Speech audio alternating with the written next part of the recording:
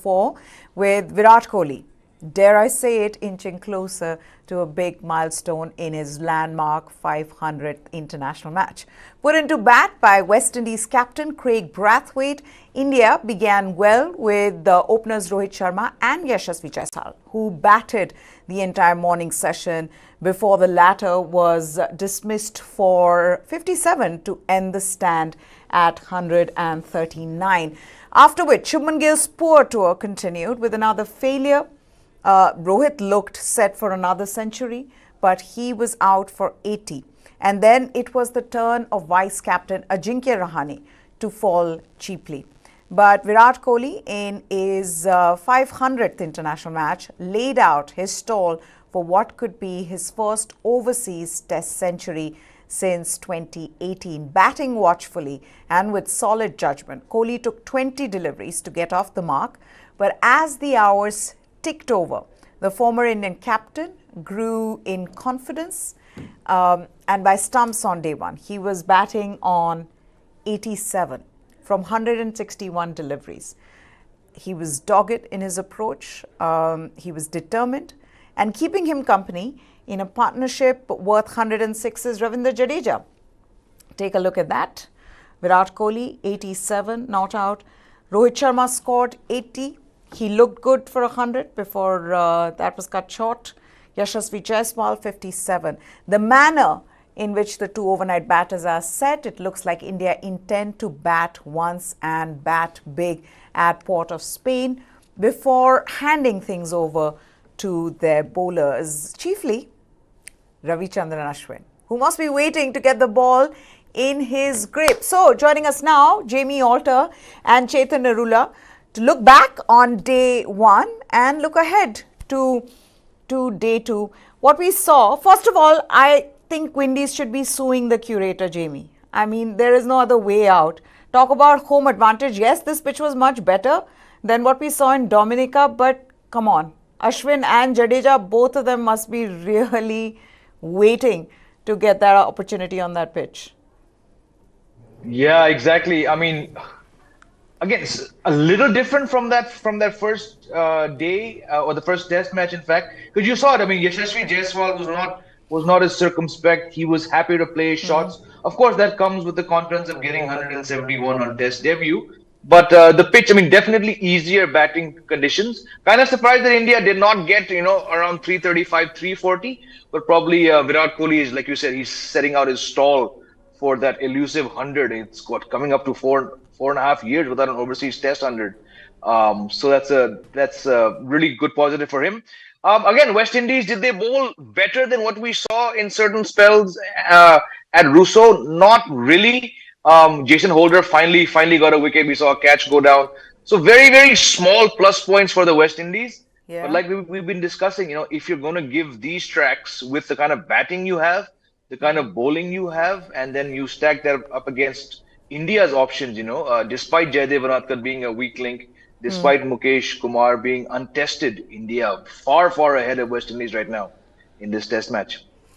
We've got a bit of breaking news coming in as well, which we're going to put out for all of you. This is the medical update on the Indian team, the senior men's team. There's a medical update. This is an email sent to the media. It's a press release by the BCCI. What does this say? It says that it has an update on Jasprit Bumrah and Prasidh Krishna. We've all been wondering how they've been recovering, guys. So finally, we have an update. The update says that the two fast bowlers are in the final stages of their rehab and are bowling with full intensity in the nets. The duo will now play some practice games, which the NCA will organize. The BCCI medical team is pleased with their progress and will make a final decision after assessing them following the practice games. I have to get Chetan in on this. What do you think will be these practice games like? What are these practice games that they'll try to involve him in? Hi, Meha. I think the practice games will be, just the local matches, the cricketers who are at the NCA, who are contracted to the NCA, or In fact, some local teams in Karnataka or Bengaluru itself just get them into a bit of bowling rhythm. I'm not sure if they can be classified as domestic games or first-class games or anything, or even list A games for that matter. It's just going to be to get the bowlers in rhythm, to get them bowling in a bit of anger, really. Wouldn't put too much, weightage on these games, except the fact to assess how much workload and stress their bodies can actually take. And in fact, more than Prasidh Krishna and Bumrah or even Shreyas Iyer or KL Rahul, the last line of that press release is actually something that makes me really, really happy, which says that Rishabh Pant has actually started batting and keeping in the net. Of course, I don't expect him to return for the World Cup, but the fact that he's keeping in the net, that's just so brilliant, because the kind of injuries that he had, I was actually pretty scared that he would not be able to keep in the latter half of his career. So that's, I think, the best news of all the three. Yeah. Okay. So for all of you, there's more to that press release, and that is on KL Rahul as well as Shreyas Iyer. The update is that they've resumed batting in the nets and are currently undergoing strength and fitness drills. The PCCI medical team is satisfied with their progress and will increase their intensity in terms of both skills and strength and conditioning in the coming days. Then, the bit of news that Chetan was referring to about Rishabh Pant, he's made significant progress in his rehabilitation and has commenced batting as well as keeping in the nets. He's currently following a fitness program designed for him, which includes strength, flexibility and running. And this is really good news for Indian cricket. This is good news for all of us because of, what has happened to him, the rehab itself. There were also doubts about whether he's going to be able to come back and play international cricket. So yes, this is a start. It's a solid start, and hopefully, he goes from strength to strength. But what this also makes me believe that BCCI and the team management are desperate to get Jasprit Bumrah back. I know that they're not going to rush him into anything, because of what happened last time around when they tried to do that. But to get him to play practice games, which means they want him back into international cricket as soon as they can. Okay, now this is about the update. Let's get back to India West Indies, Jamie, and we were talking about what we can expect. I've got to ask you this though. Yashasvi Jaiswal, was batting well. India started well. Rohit Sharma looked good.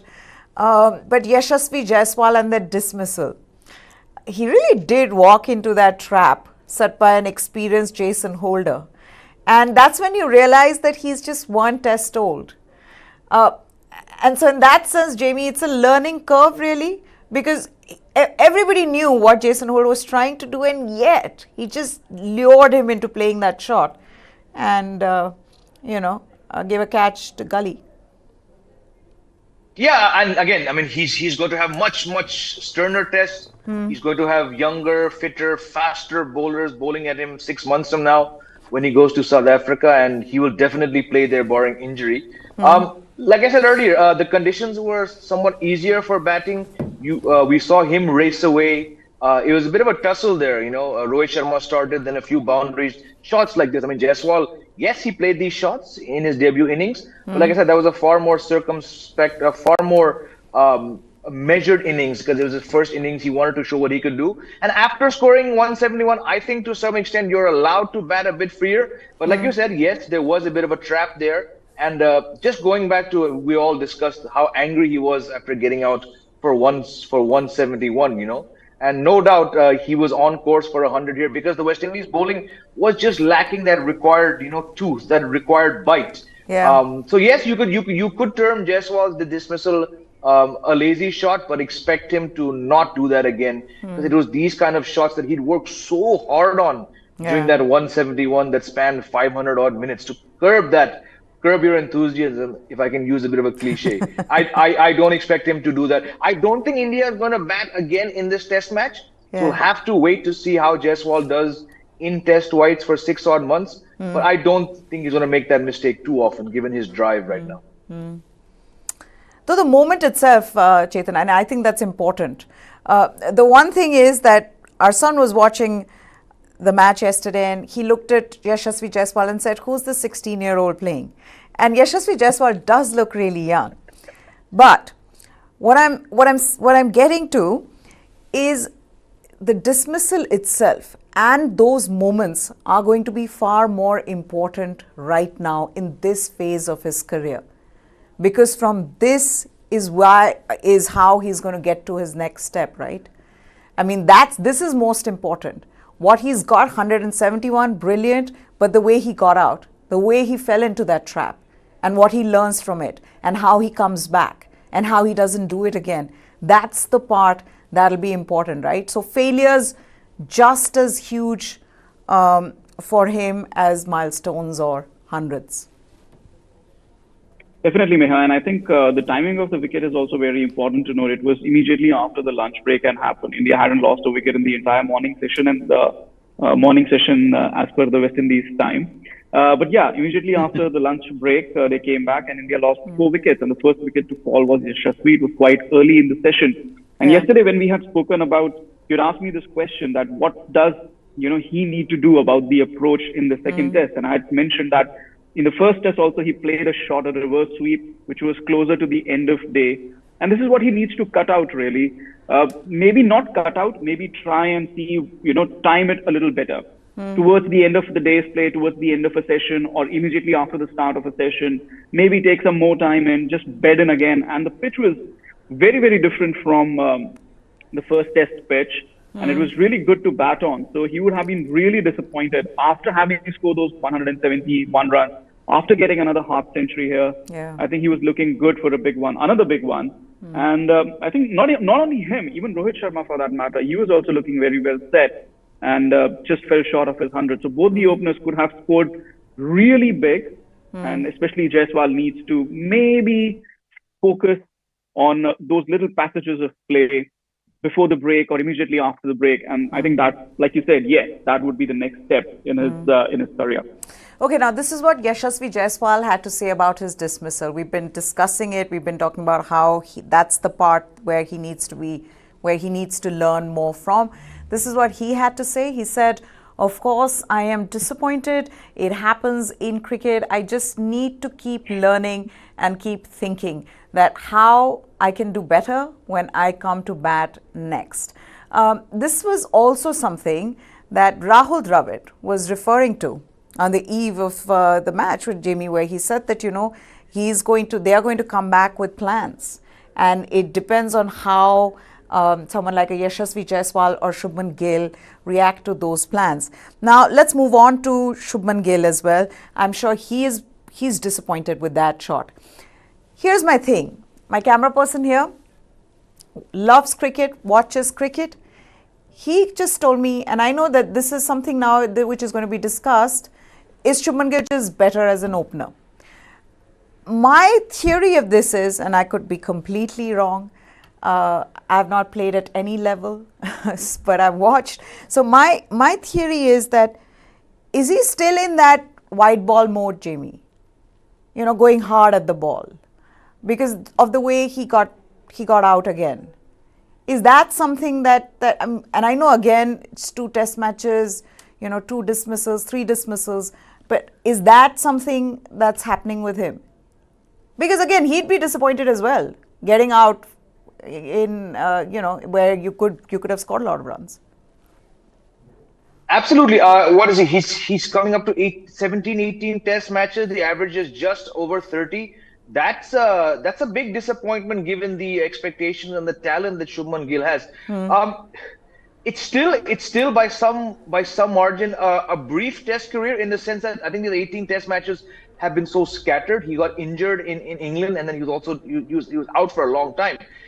If you look in isolation, Meha, at where he's succeeded, he's done well where there's, a home, yes, he got that 100 in the BGT. But look at his overseas success. It's come in Australia, where there's a bit more bounce than where he's faced anywhere since. And we all know his backstory of how his back foot game was honed so well. And he's got a fantastic back foot game. So probably I expect him to bounce back very, very well in South Africa. Where he bats in South Africa, I don't know. But look, first time playing test cricket in the West Indies. Yes, you have a point there in that his success in the last 10, 12 months has come predominantly in the white ball game. He had a fantastic one-day year last year. He's had even better average-wise and strike rate-wise and results-wise 2023 in ODIs. Though it's been a while since he played an ODI. And then the IPL. So yes, maybe he has, I wouldn't say fallen prey to, but maybe that natural instinct to sort of dominate has come. He's also walked out in both the matches when the openers have given fantastic starts.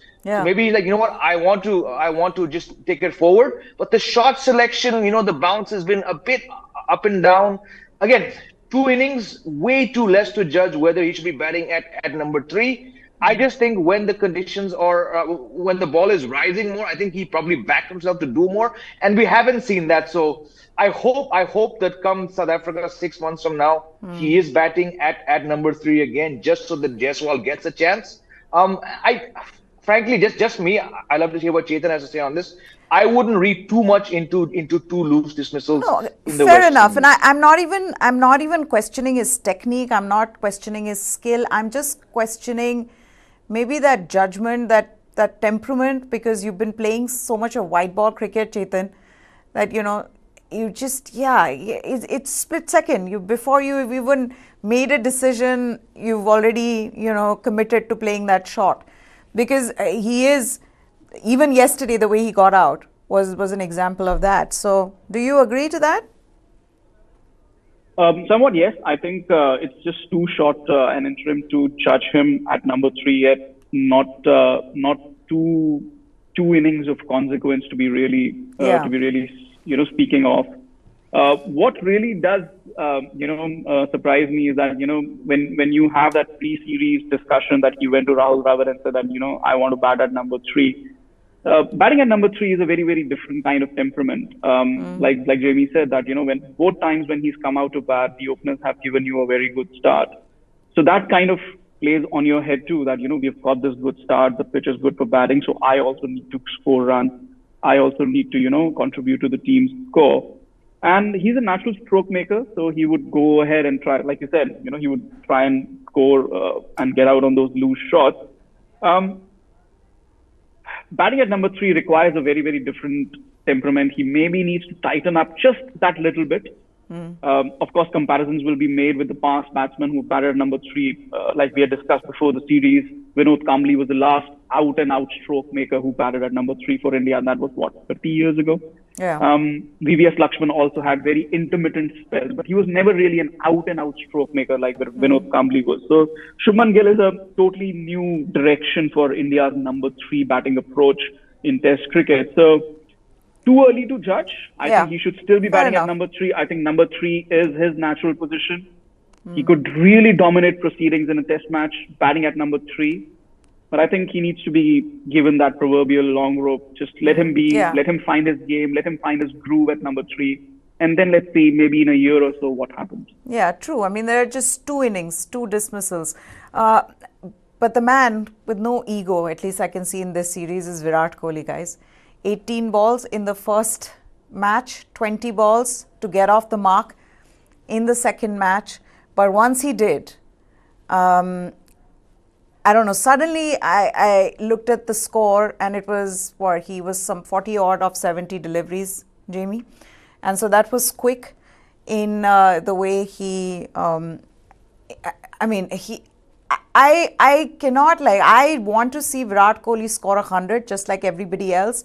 But what stands out for me is how resolute he is in how he's approaching his innings, be it in the first match, where he was not as fluent, and he was okay. He was okay with the fact that, the ball's not coming on nicely to the bat, I am not being able to score runs, and he was okay.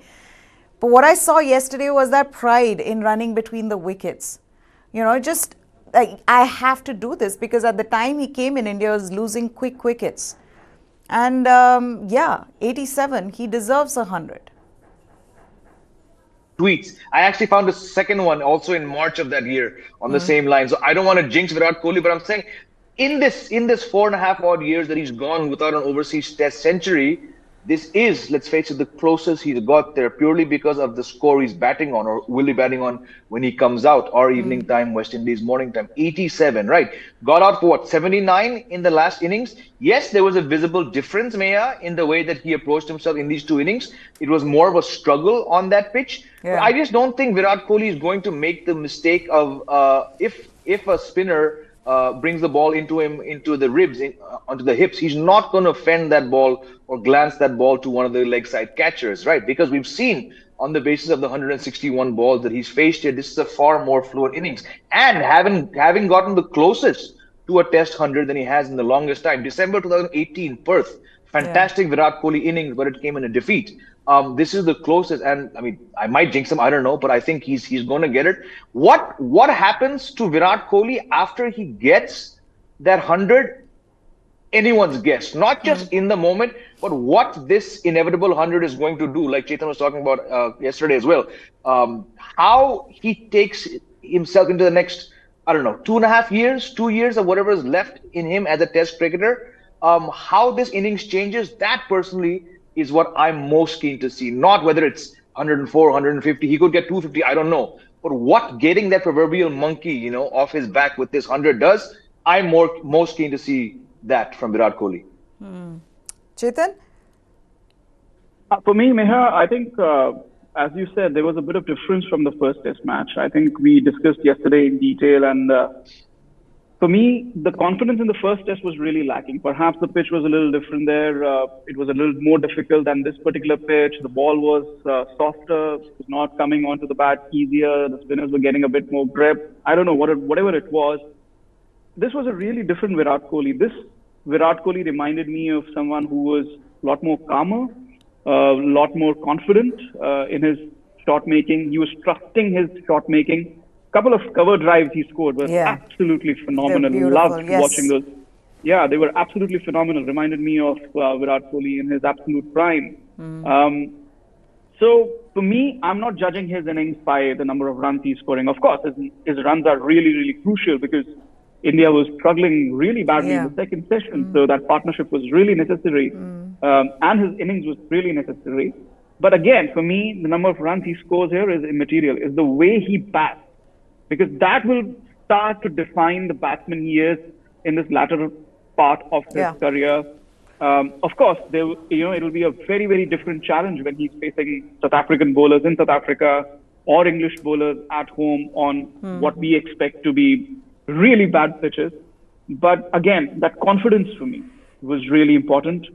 I think the century is on the horizon. 13 runs is not too long to go, but let's see. Let's keep our fingers crossed and see what happens. Okay, today we've got a little less time. So we're going to move on to Ashes because we've got to talk about Zach Crawley. How can we not talk about the genius? What should I call him? He's crazy.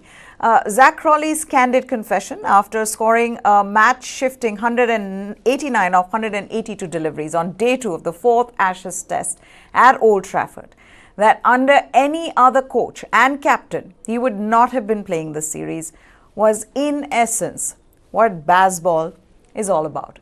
The room to be expressive without the fear of failure. He talks about it in the post-match press conference because this power-packed 100, Crawley had passed 15, only 12 of 69 test innings. Now, this is what he's written. He said that to be backed by them, let's take a look at that. It's fair to say that under any other coach or captain, I probably wouldn't be playing this series. So to be backed by them gives me a lot of confidence. They've always said not to worry about being consistent, just go out and try to win games for England. It would be really nice if we win this game, and I've contributed to that, but there's a long way to go. I was just trying to play my natural game.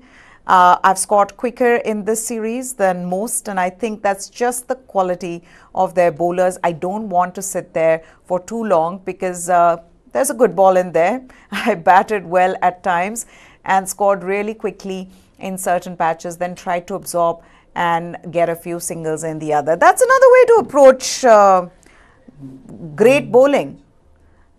You know, just say that there's one ball in there that has my name written on it, so I'm just going to go out there and play my shot. So in the way he began the Ashes, in the first Ashes test, Jamie, to what he did yesterday was absolutely phenomenal. I mean, to see that, well, they were scoring at 7+ and over.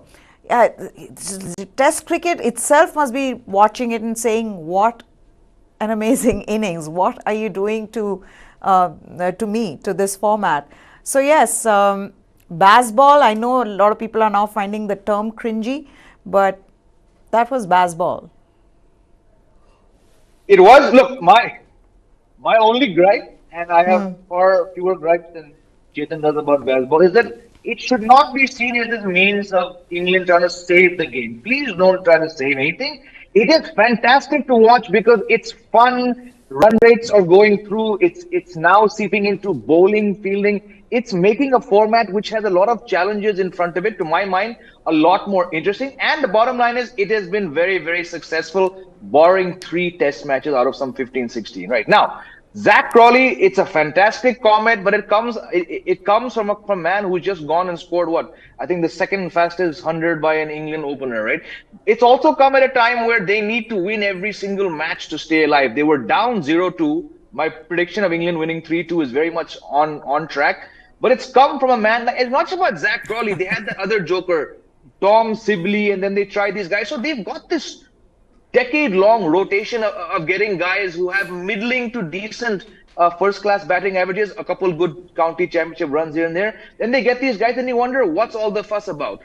He got that 260-odd at the AGS Bowl during the lockdown. There were no fans there, but we here in India were able to watch it. And I caught a fair amount of that. I said, yeah, if you're getting 265-odd against Pakistan, you have something. Then you don't hear from him for like 2.5 years or something, right?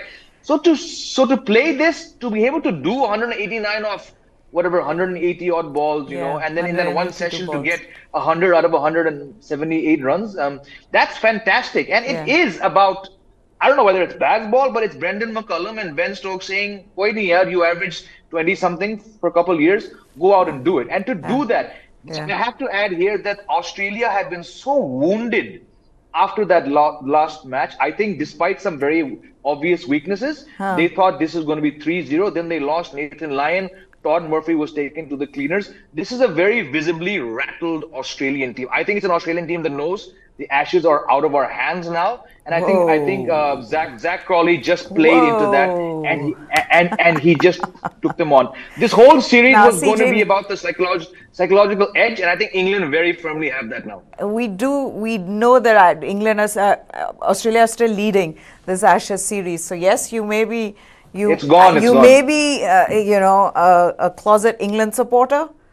Or I should say that maybe all of us don't like to support Australia, any other team but Australia. Maybe that's the reason, but still some way to go. I'm completely out of time. I would have loved to continue this conversation, would have loved to get Chetan's reaction on this as well. Completely out of time though. News 9 Live. Thank you guys for joining us here. My fault. I went on for too long. That's fine.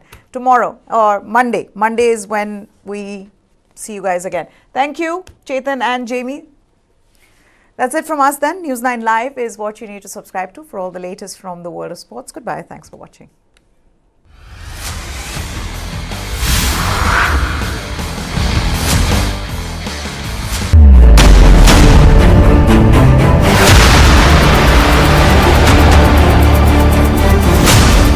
BrahMos. Stealthy, lethal, precise. It flies at 3 times the speed of sound and cuts through a warship like a hot knife through butter.